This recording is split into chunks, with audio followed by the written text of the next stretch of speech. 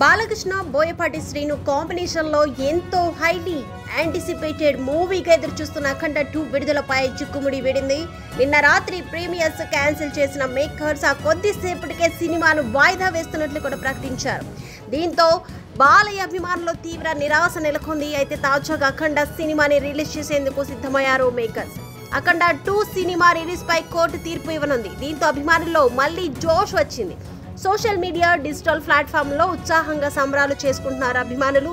అయితే డిసెంబర్ 5న విడుదల కావాల్సిన ఈ సినిమా అనుకోని న్యాయపరమైన చిక్కుల కారణంగా వాయిదా పడింది.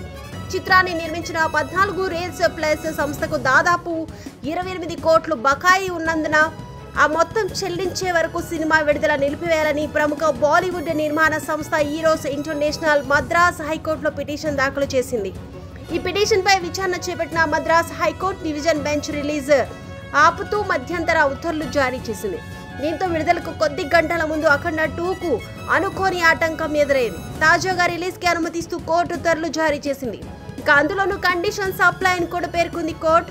14 రీల్స్ ఎంటర్టైన్మెంట్ ప్రైవేట్ లిమిటెడ్ సంస్థకు ఆర్బిట్రల్ అవార్డు మొత్తం 27,80,18,013 రూపాయలు, దానికి అదనంగా 14% వడ్డీని ఈ రోజుకు చెల్లిస్తేనే సినిమాను విడుదల చేయాలని కండిషన్ పెట్టింది. ఈ భారీ బకాయిలు చెల్లించి అఖండ 2 సినిమాను థియేటర్లో రిలీజ్ చేసేందుకు 14 రీల్స్ ఎంటర్టైన్మెంట్ రెడీ అయింది.